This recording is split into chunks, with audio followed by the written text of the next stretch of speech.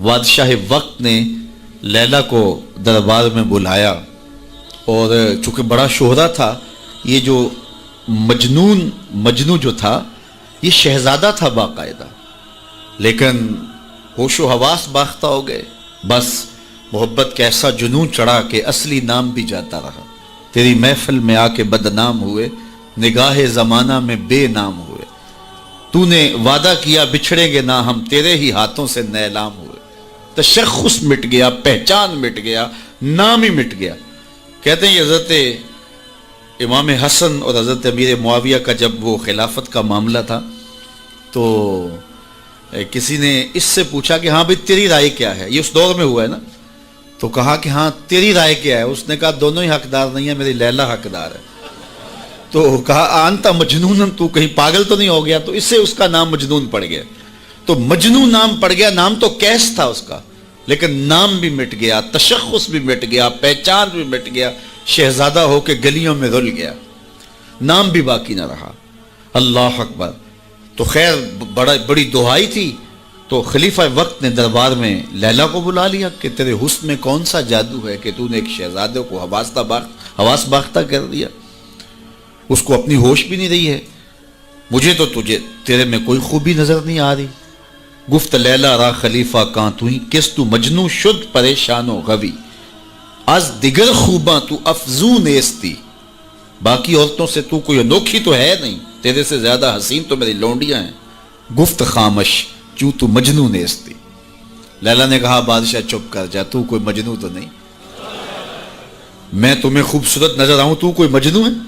دیدائے مجنو اگر بودے تو را، از دو عالم بے خطر بودے تو را، تیری آنکھ مجنو والی ہوتی پھر تو مجھے دیکھتا، تو ہوش دارو لیک مجنو بے خودست، در طریق عشق بیداری بدست، تو ہوش والا ہے اور مجنو ہوش کو چھٹی دے کے آیا، اور اس کوچے میں جو ہوش کی پونجی لے کر آئے اسے سودا نہیں ملتا۔ اللہ اکبر۔ یہاں ہوش گوا کے آنا پڑتا ہے، اس لیے تجھے میں کیسے خوبصورت دکھائی دوں؟ تو رومی سے نتیجہ نکالتے ہیں، اگر لیلا کو دیکھنا ہو تو مجنو کی آنکھ چاہیے، اور اگر مصطفیٰ کو دیکھنا ہو تو ابو بکر کی آنکھ چاہیے، پھر جلوے انہی کے نظر آئیں گے۔ اور اقبال نے تو 2 قدم آگے جو ہے وہ بات کر دی۔ اقبال کہتا ہے مانائے حرفم کنی تحقیق اگر، بنگری با دیدائے صدیق اگر، قوت قلب و جگر گردد نبی، از خدا محبوب تر گردد نبی۔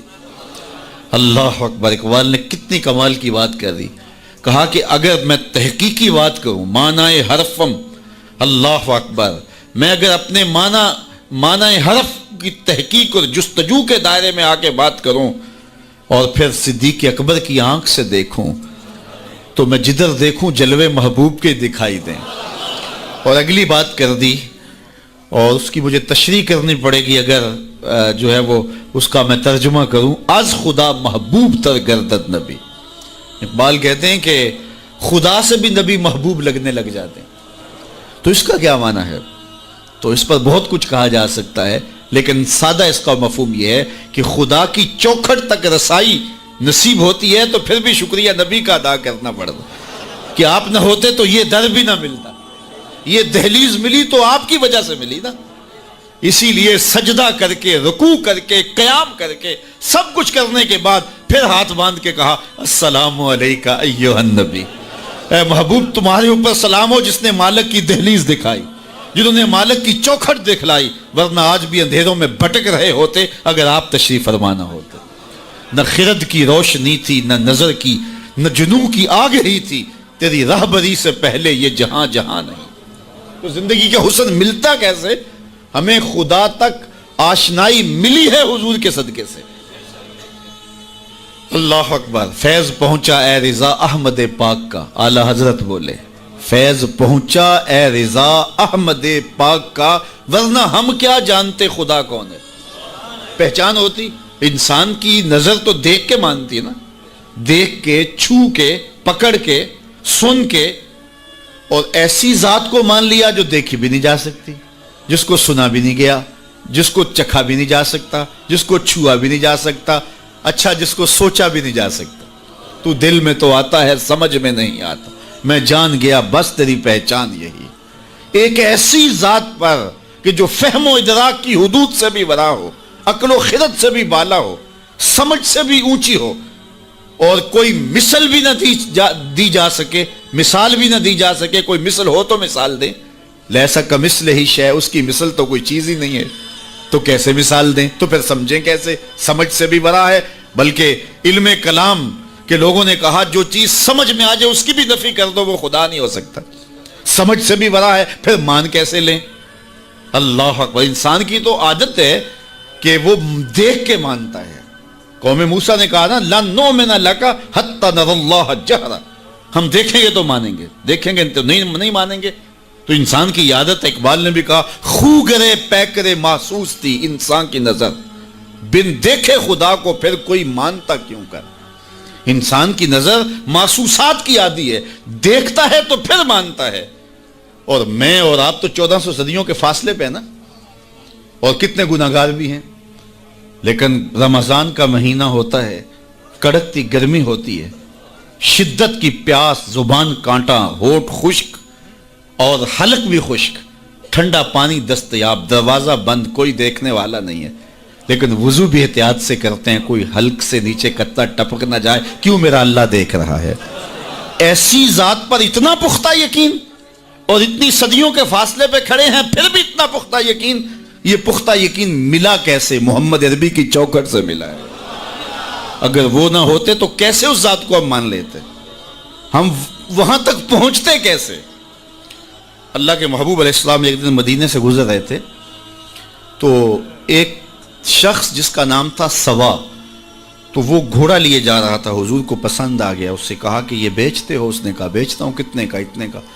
کہا کہ رکو میں اس کی قیمت لے کے آیا اور تمہیں دیتا ہوں. گھوڑا چونکہ پسند آ گیا تھا حضور کو، تو آقا قیمت لینے گئے تو کسی نے اس کو رکے ہوئے دیکھا تو پوچھا یہاں کیوں کھڑے ہو؟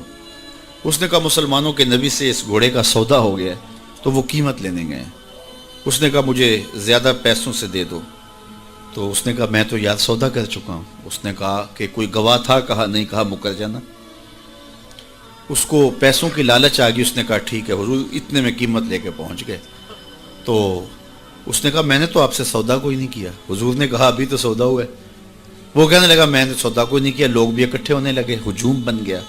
اب حضور کہے میں نے گھوڑا خریدا ہے، وہ کہے میں نے بیچا نہیں.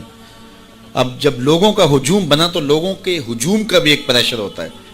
تو اس نے کہا کہ اگر بات لوگوں پہ چلی گئی تو صادق بھی یہ ہیں، امین بھی یہ ہیں، تو لوگ تو انہیں سچا کہیں گے. اس نے کہا اچھا مجھے یہ بتائیں کہ جب دو آدمیوں کے مابین یوں نزاع بن جائے تو اس میں تسویہ کی صورت کیا ہوتی ہے آپ کی شریعت میں؟ تو حضور نے فرمایا میری شریعت تو کہتی ہے کہ جو مدعی ہے وہ گواہ لائے، والیمین علی من انکر، جو انکار کرتا ہے وہ قسم دے دے. اس نے کہا پھر ٹھیک ہے، آپ کا دعویٰ ہے کہ آپ نے گھوڑا خریدا ہے تو پھر آپ گواہ دیں، اور اگر آپ کے پاس گواہ نہیں ہے تو پھر میں قسم دے دیتا ہوں. جھوٹ اس نے پہلے بول لیا تھا، قسم دینا اس کے لیے مشکل نہیں تھا، اور اس کو یہ بھی پتا تھا گواہ کوئی نہیں. تو اس نے کہا جناب آپ گواہ لے آئیں، آپ گواہ پیش کر دیں تو میں گھوڑا دے دیتا ہوں جس قیمت پہ آپ بتا رہے ہیں، اور اگر آپ کے پاس گواہ نہیں ہے تو پھر میں قسم دے دیتا ہوں. اب بھری بزم تھی، لوگوں کا ہجوم تھا، اور اس نے ایک ایسی بات کی. قبل اس سے کہ کچھ دیر گزرتی، حضرت حذیفہ رضی اللہ تعالی عنہ، حذیفہ بن یمان الانصاری رضی اللہ تعالی عنہ آگے بڑھے اور کہا کہ گواہی مانگتا ہے؟ اس نے کہا جی میں گواہی مانگتا ہوں. تو کہا میں گواہی دیتا ہوں، جتنے میں حضور نے بتایا اتنے میں سودا ہوا ہے اور حضور نے گھوڑا خریدا ہے. اس نے کہا جی ٹھیک ہے مجھے پیسے مل گئے اور ٹھیک ہے میرا مطالبہ پورا ہو گیا، گواہی چاہیے تھی، درکار تھی گواہی مل گئی. تو اس نے گھوڑا دے دیا اور قیمت اس نے لے لی. قیمت اس نے اپنی مرضی کی گھوڑے کے مطابق ہی لی تھی، وہ تو زیادہ پیسوں کے لالچ میں مکرا تھا.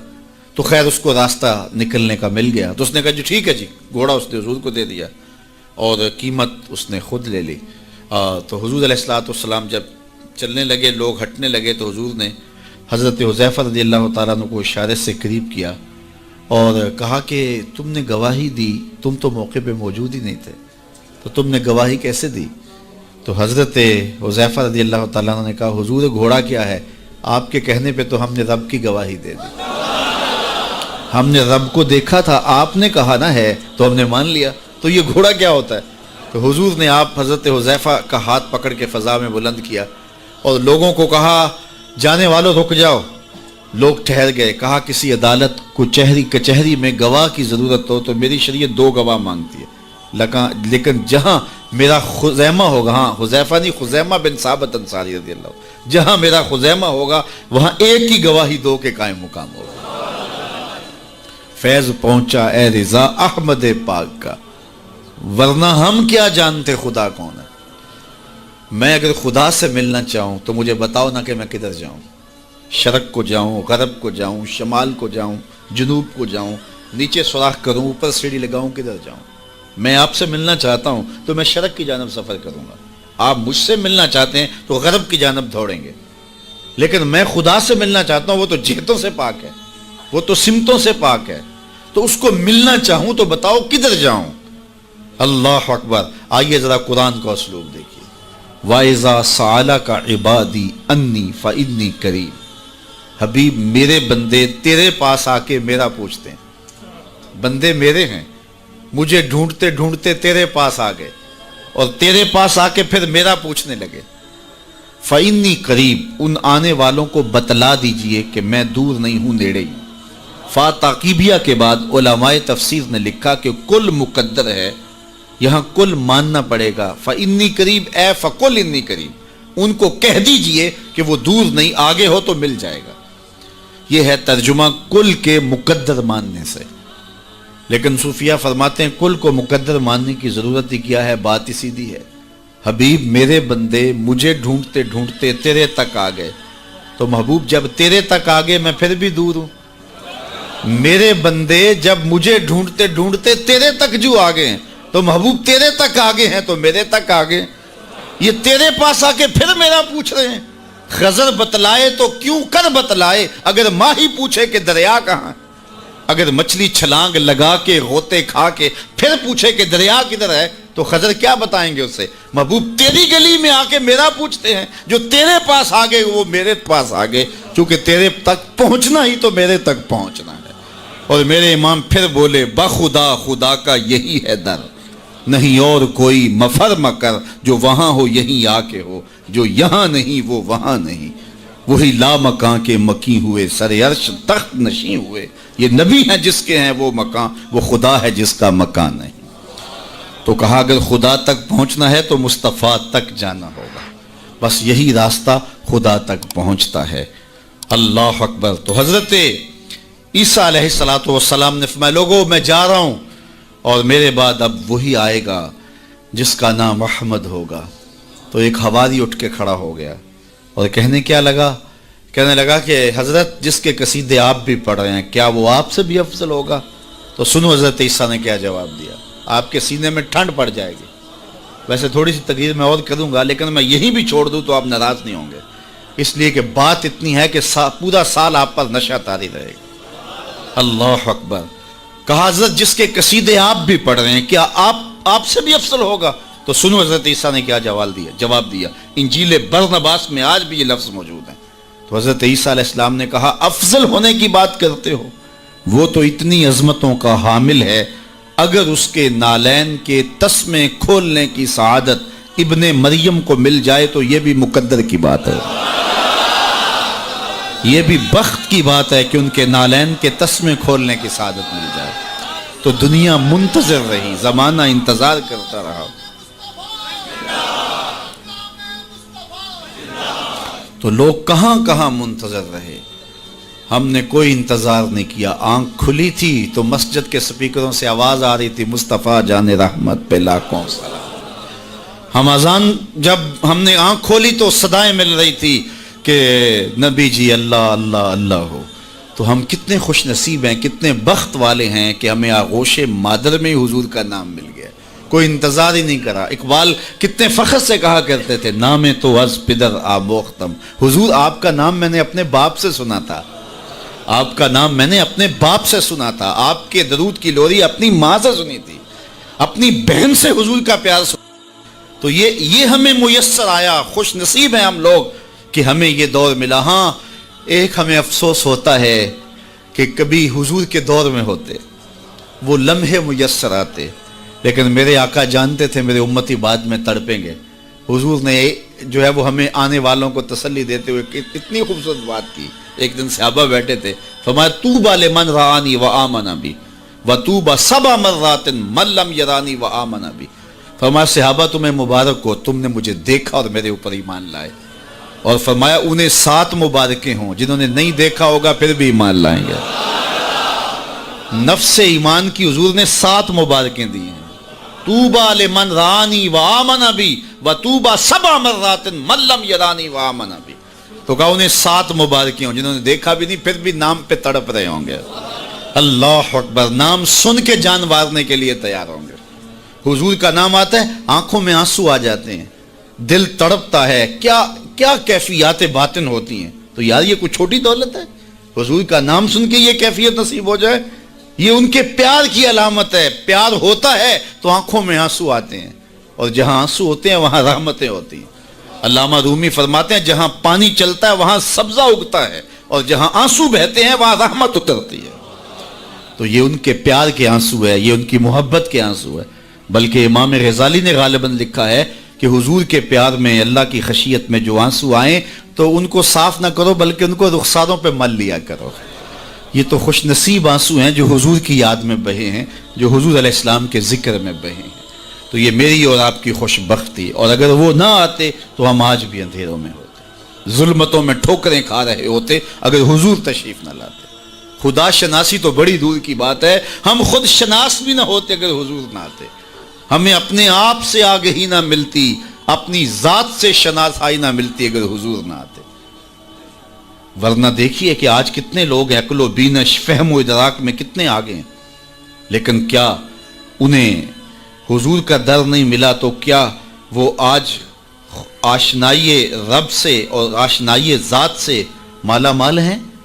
کتنے لوگ ہیں PhD ڈاکٹر ہیں لیکن بتوں کے آگے ہاتھ جوڑے اپنی حاجتیں ان کے سامنے پیش کر رہے ہیں. ان کی عقل و فہم, ان کی عقل و بینش, ان کی ڈگریاں انہیں نہیں بتا رہی کہ اپنے بدن پہ بیٹھی مکھی بھی نہ اڑا سکیں, میری ضروریات کے کفیل کیسے ہو سکتے ہیں, لیکن آگے کھڑے ہوئے ہیں. اللہ اکبر. لیکن دوسری جانب میں ایک مثال دیا کرتا ہوں. میں ایک بچپن میں ایک چیز دیکھی کہ ہماری مسجد میں ایک بچہ اپنے پینچے کو مل مل کے دھو رہا تھا. تو میں نے دور سے جھڑکنے کے لہجے میں اسے کہا کہ تم نے اتنا زیادہ پانی کھولا ہوا ہے. تو وہ کہنے لگا جی میں گلی سے گزر رہا تھا تو کسی جانور کے پیشاب کا چھینٹا پڑ گیا اور میں سکول جا رہا ہوں. اور وہ کوئی درس نظامی کا فارغ تحصیل نہیں تھا کہ اس نے نجاست غلیظہ و خفیفہ کے احکام پڑھے ہوں. تو اس سے میں سوچنے لگا کہ اس ڈاکٹر کو تو سمجھ نہیں آئی جو گائے کا پیشاب تبرک سمجھ کے پی رہا ہے, اور اس 8 سال کے پرائمری کلاس کے بچے کو سمجھ آ گئی, اور یہ پانچے کے اوپر پڑے ہوئے پیشاب کے غیر مری چھینٹے کو بھی گوارا نہیں کر رہا. تو میں نے کہا اس کی طبیعت میں یہ تقدس کہاں سے آ گیا؟ تو اندر سے آواز آئی وہ ہے ڈاکٹر لیکن اس کے ہاتھ میں دامن میرے حضور کا نہیں, اور یہ ہے بچہ لیکن ماں نے گٹی میں پیار حضور کا دیا ہے, اس لیے تقدس اس کی روح تک اتر گیا ہے, اس کے باطن میں اتر گیا ہے. تو یہ ان کے صدقے سے ہمیں زندگی کا نور نصیب ہوا ہے, ورنہ آج بھی ہم اندھیرے اور ظلمت میں ہوتے, اور آج بھی ہم کسی بت کے آگے ہاتھ جوڑے کھڑے ہوتے اگر ان کا در نہ ملتا, ان کی چوکھٹ نہ ملتی, اور ان کی دہلیز میسر نہ آتی. نہ خرد کی روشنی تھی, نہ جنوں کی آگہی تھی, تیری رہبری سے پہلے یہ جہاں جہاں نہیں تھا. اور آج زندگی کا سارا نور اور باطن کے سارے اجالے اور شعور و عقل اور فہم و ادراک کی ساری دولتیں جو ہمیں میسر ہیں یہ حضور علیہ السلام کی ولادت کے صدقے سے ہمیں میسر آئی ہیں. ورنہ واشیوں سے بدتر معاشرہ تھا, اور بدترین معاشرہ تھا جس میں زندگی انسانیت کاٹ رہی تھی. بلکہ میں کہوں گا کہ صرف حضور علیہ السلام کی آمد کے فوائد مرتب صرف مسلمانوں پہ نہیں ہوئے, مومنوں پر احسان تو ہے ہی ہے کہ ان کی دنیا بھی اور آخرت بھی سنور گئی, باقی بھی پوری کائنات کے اوپر بسنے والے انسانوں کو جہاں کہیں بھی آپ کو شعور اور روشنی اور اجالا نظر آئے گا وہ سارا صدقہ ہے آمنہ کے جگمگاتے چاند کا. جہاں بھی روشنی نظر آئے گی آپ کو, جہاں بھی کسی نے کچھ سیکھا ہے. آج ہم اگرچہ کچھ معاملات میں کچھ قوموں سے پیچھے رہ گئے اور وہ بہت آگے جا چکے ہیں, لیکن انہوں نے یہ نور اٹھایا کہاں سے ہے, یہ روشنی لی کہاں سے ہے؟ اگر معاشرتوں کی روشنیاں ہیں اگر عدل و انصاف کے نور پھیلے ہیں معاشرے میں اور مختلف قوموں کے اندر، تو وہ سارے کے سارے اسی دہلیز سے لیے گئے ہیں اور اسی چوکھٹ سے اٹھائے گئے ہیں۔ تو ہمیں بھی اسی دہلیز پہ آ جانا چاہیے اور اپنی زندگی کو حضور علیہ الصلوۃ والسلام کے طریقہ کے نور کے مطابق ڈھال لینا چاہیے۔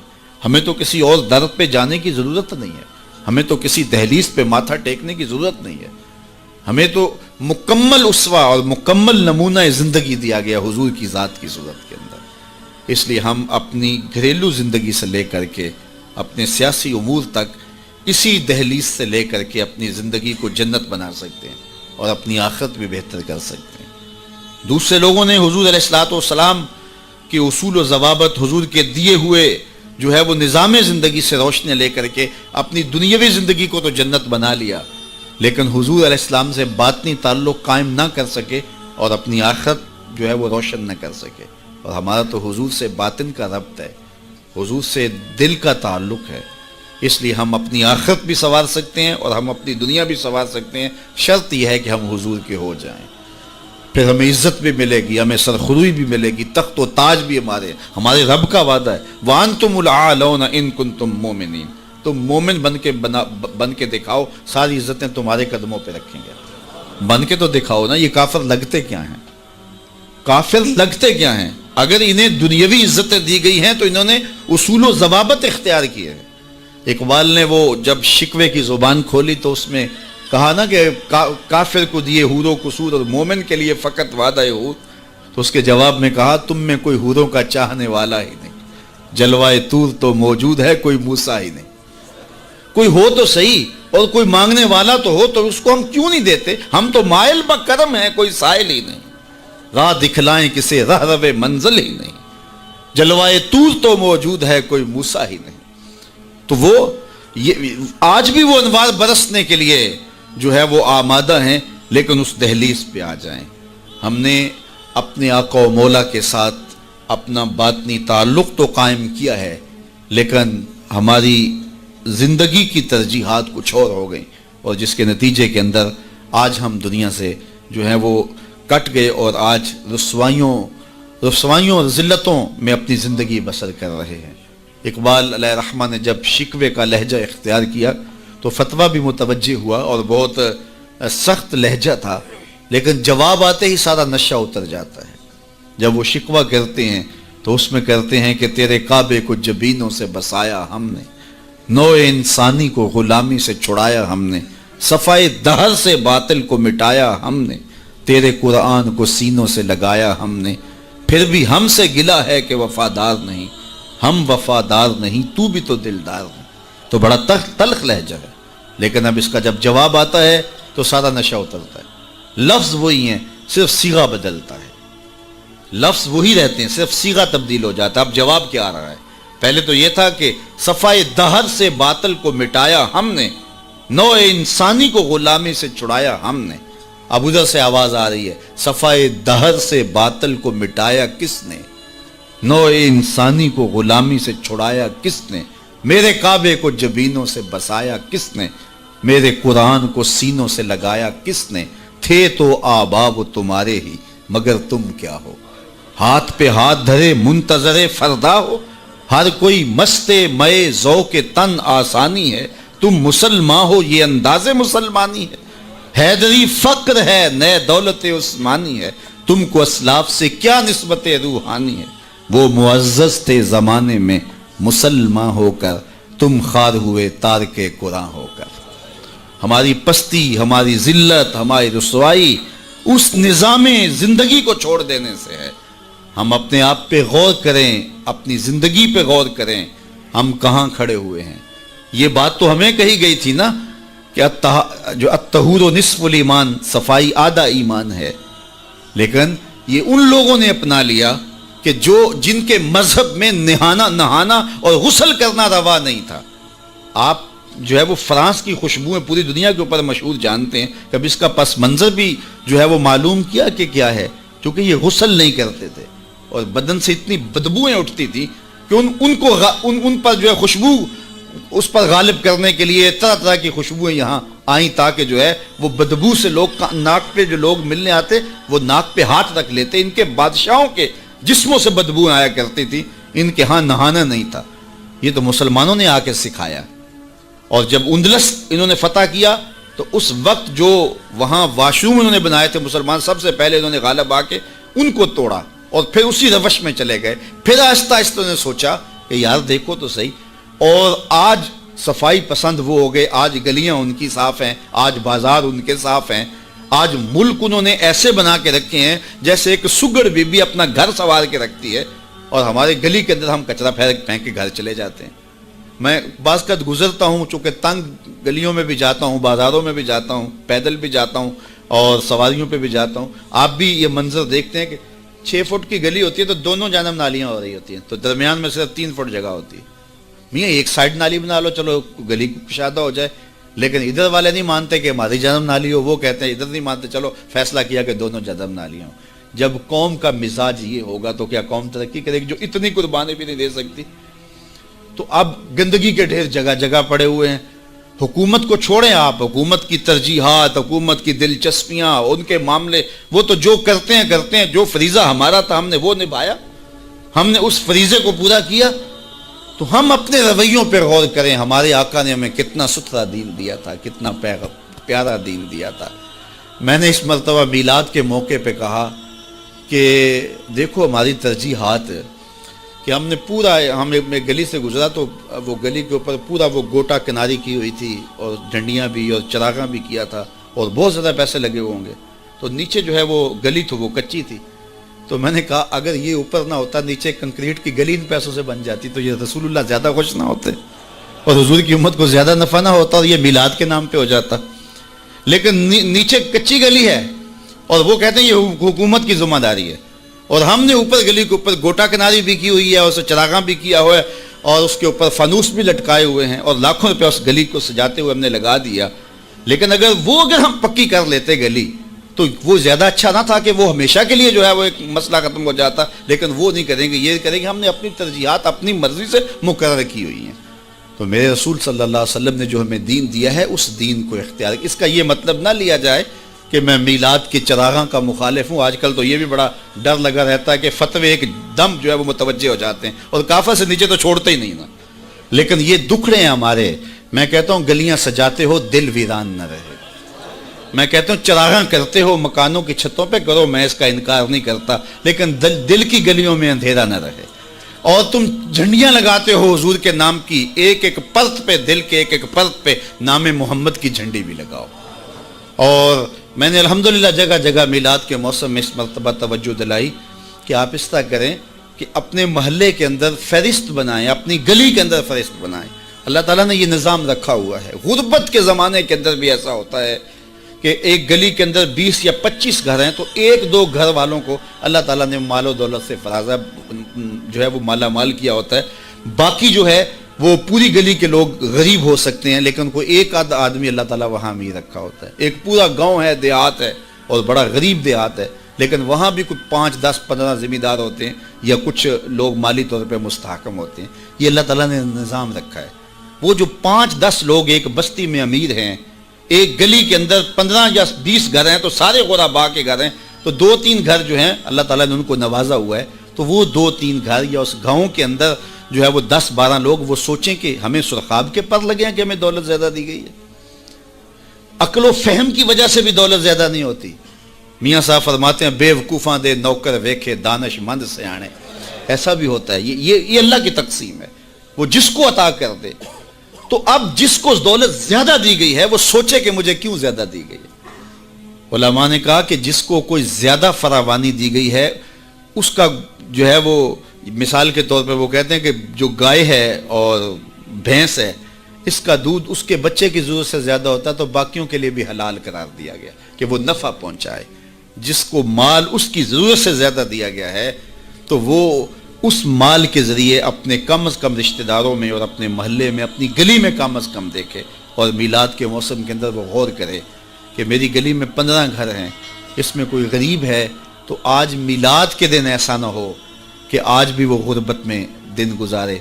اگر اس کو آپ 1 مہینے کا راشن دے دیتے ہیں اور ساتھ لکھ کے چٹ اس کے اندر ڈال دیتے ہیں میلاد مبارک، اور درود پڑھتا رہے گا اور حضور علیہ الصلوۃ والسلام کا صدقہ کھاتا رہے گا، تو کتنا اچھا ہو۔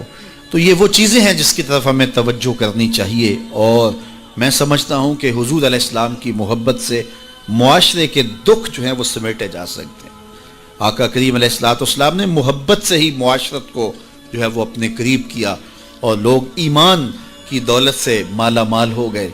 وہ ایک بچہ آیا نا اپنی ماں کے لیے لباس لینے کے لیے، اور پہلے وہ گیا اپنے چچا کے پاس، اس کی ماں بیوہ تھی اور اس کا لباس پھٹ گیا تھا، اور وہ اپنے چچا کے پاس گیا تو اس نے دتکار دیا۔ اللہ اکبر، فذالک الذی یدعو الیتیم، یدعو الیتیم، یہ قرآن نے بتایا ہے کہ یہ وہ بد نصیب لوگ ہیں جو یتیموں کو دھکے دیا کرتے ہیں۔ تو وہ ماں نے اس کو روکا تھا، بیٹا نہ جانا، تاریخ خیرب پڑھیں، ماں نے کہا تھا بیٹا نہ جانا، لیکن اس نے کہا کہ تیرے بدن کے اوپر جو لباس ہے وہ بھی پھٹ گیا ہے اور جگہ جگہ سے جسم جھلک رہا ہے، تو میں اپنے چچا سے آپ کے لیے لباس لے کے آتا ہوں۔ پھر جو رویہ اس نے اختیار کیا تو واپس روتا ہوا آ رہا تھا، تو کسی نے راستے نے پوچھا کہ کیا ماجرا ہوا؟ اس نے کہا چچا کے پاس گیا تھا ماں کے لیے لباس لینے، اس نے تو لا کے بھیج دیا۔ اللہ اکبر۔ تو اس نے کہا کہ جا سین حرم میں محمد نام کا ایک شخص بیٹھا ہوا ہے، اگر تو اپنا دکھڑا اس کے سامنے پیش کرے تو وہ امید ہے تمہیں رد نہیں کریں گے، لیکن سن لے ان کا دین کوئی اور ہے۔ اللہ اکبر۔ اپنے ماں کے پاس آیا تو ماں کو کہا کہ چچا نے تو لا کے بھیج دیا، لیکن آپ کی حالت مجھ سے دیکھی نہیں جا رہی۔ بچہ ابھی شعور کی منزلوں میں قدم رکھ رہا تھا، پہلے بہت چھوٹا تھا، اب اس کے اندر ایک جذبات تھے بچے کے اندر۔ تو ماں نے کہا کہ بیٹا نہیں، ان کے پاس نہیں جانا، سنا ہے کہ وہ جو ان سے ملے دین دھرم چھین لیتے ہیں اس کا۔ اللہ اکبر۔ تو حضور علیہ الصلوۃ والسلام کے پاس جانے سے ماں روکنے لگی، لیکن بچے نے کہا کہ امی میں پکا رہوں گا، بتوں کا وفادار رہوں گا، تم اس ٹینشن کو، اس پریشانی کو چھوڑ دو۔ اور حضور کی خدمت میں حاضر ہوا۔ حضور صحن حرم میں چادر اوڑے بیٹھے ہوئے تھے، اور جا کے کہنے لگا میں پہلے بات آپ سے کر لیتا ہوں، آپ کا دین میں نے قبول نہیں کرنا۔ حضور مسکرا کے بولے بیٹا بتاؤ کس لیے آئے ہو؟ کہا میری ماں بے لباس ہے، میں آپ سے لباس لینے آیا۔ حضور نے چادر رحمت اتار کے اس کے کندھوں پہ ڈالی۔ اللہ اکبر۔ وہ واپس آ گیا اور ماں پر حضور کی چادر اڑائی۔ اللہ اکبر۔ اور ماں نے کہا کہ بیٹے اس نے اپنا دین تو نہیں تجھے دیا؟ کہا نہ، میں نے پہلے کہہ دیا تھا تیرے دین نہیں مانوں گا۔ ماں کہنے لگی پتر اس کا دین ماننا چاہیے، یہ جس نے رحمت کی چادر ہمارے سر پہ تان دی۔ اللہ اکبر۔ تیری تک کے ادامہ میں مرید ہو گئے۔ اس بوڑھی عورت کا قصہ بھی آپ نہیں بھول سکتے، جو گھر کا سامان باندھ کے اپنے دروازے پہ بیٹھی ہوئی تھی، اور اس نے سنا تھا مکے میں ایک جادوگر آیا ہے جسے ملتا ہے اس کا دین چھین لیتا ہے۔ اس نے سوچا ساری زندگی لات، منات، حبل، عزا ان کے ساتھ وفا کی ہے، یعوق اور نصر کے قصیدے پڑھے ہیں، تو اب آخری زندگی میں کیا میں ود اور سوا کو چھوڑ دوں گی، میں یعوس اور نصر کو چھوڑ دوں گی، میں لات اور منات کو چھوڑ دوں گی؟ کہا کہ کہیں ایسا نہ ہو کہ کہیں اس سے ملاقات ہو جائے اور وہ دین ہی میرا چھین لے، مجھے شہر چھوڑ دینا چاہیے۔ گھر کے تھڑے کے اوپر سامان باندھ کے بیٹھی ہے، حضور بھی گزرے، اس نے دیکھا تو کہا بھتیجے یہ سامان میرے سر پہ رکھ دے۔ حضور نے سامان اٹھایا، دیکھا تو بوجھل تھا، وزنی تھا، اور بڑھیا کو دیکھا تو کمزور تھی، تو کہا کہ بڑھیا اگر چاہو تو جہاں چاہتی ہو میں خود نہ چھوڑا۔ اس نے کہا اس سے بڑی مہربانی کیا ہوگی، میں تو لاولد ہوں، میری تو اولاد نہیں ہے، تو میں شہر چھوڑ کے جا رہی ہوں۔ راستے میں حضور نے سامان اٹھایا ہوا ہے اور بڑھیا سے باتیں بھی کرتے جا رہے ہیں۔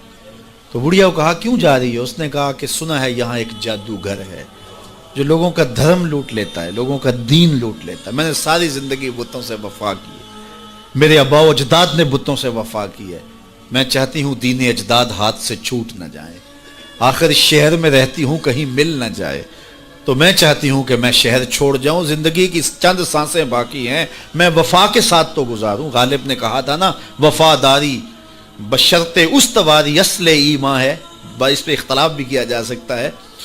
مرے کعبے میں تو بت خانے میں گاڑو برہمن کو، وہ کہتا ہے چاہے بت سے وفاداری ہو، وفاداری تو ہو۔ تو اس نے کہا میں تو وفاداری کرنا چاہتی ہوں اپنے بتوں سے، اور میں شہر چھوڑ کے مکہ جا رہا ہوں، جانتی ہوں ام القریٰ ہے، بستیوں کی ماں ہے، اس شہر کو شہر جمال کہتے ہیں، شہر خوباں ہے، لیکن میں اس شہر کو چھوڑ کے جا رہی ہوں۔ خیر حضور نے کچھ نہیں کہا، اس کا سامان نہیں پھینک دیا کہ ٹھیک ہے تم پھر جاؤ.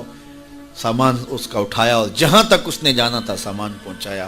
سامان سپرد کر کے واپس پلٹنے لگے تو اس نے کہا بچے اپنا نام تو بتا دے.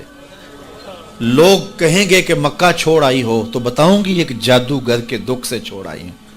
تو وہ کتنا برا بھلا کہیں گے شہر مکہ کو کہ جس مکہ سے لوگ نقل مکانی کرنے پہ مجبور ہو گئے. تو میں انہیں یہ بھی بتاؤں گی کہ جس مکے میں جادوگر رہتا ہے اتنا اچھا نوجوان بھی رہتا ہے. تو تیرا نام لیا کروں گی, تیرے قصیدے پڑھا کروں گے. تو حضور علیہ السلام مسکرا پڑے, کہا بڑھیا جس جادوگر سے بھاگ کے آئی ہے وہ تیرے سامنے کر رہا ہے. اس نے کہا سچ سے آپ ہی محمد ہیں؟ حضور نے فرمایا نام میرا یہی ہے. تو اس نے کہا پھر آپ کا جادو میرے پہ چل گیا ہے. اللہ اکبر, تیری تک کے ادامہ میں مرید ہو گئی. لوگوں کی خدمت کریں, بوڑھوں کے کام آئیں, دکھیوں کے کام آئیں, مصیبت زدہ کے کام آئیں. حضور یتیم ہو کے یتیم پرور تھے, لاچاروں کی مدد کرتے, لوگوں کے گھروں میں پانی بھر کے دے دیتے اور دکھیوں کے کام آ جاتے اور مصیبت زدوں کے کام آ جاتے.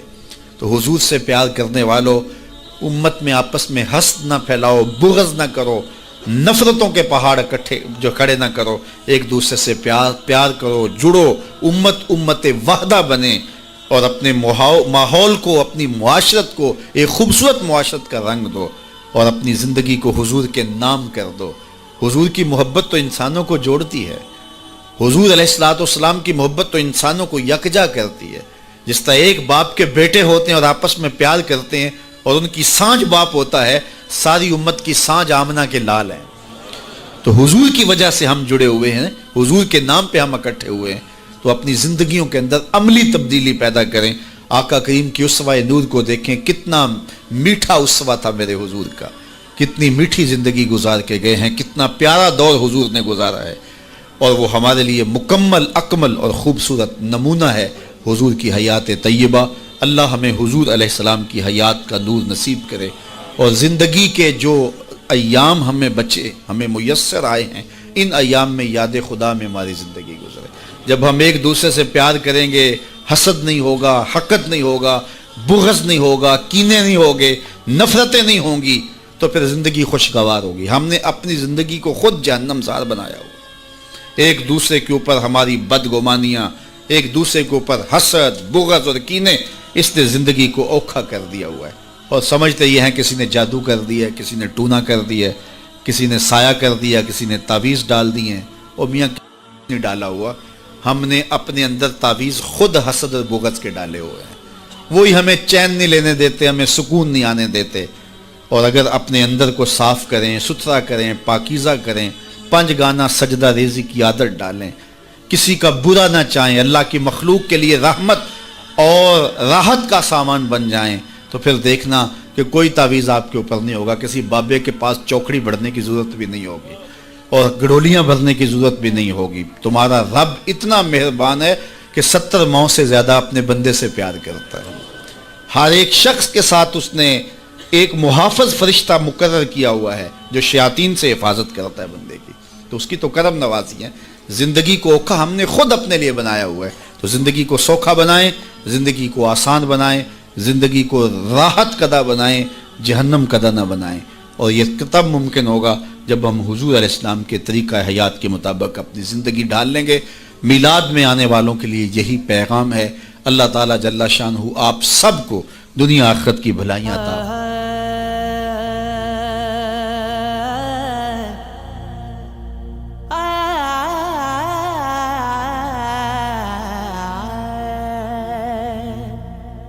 شور شراب سوچ دے اندر ایک رب مسجد مندر. شور شراب سوچ دے اندر, شور شراب سوچ دے اندر ایک رب مسجد مندر. ویت کتاباں حق دے دریا عشق و مستی ذات سمندر تو کی جانے دار ویلوکا دار ویلوکا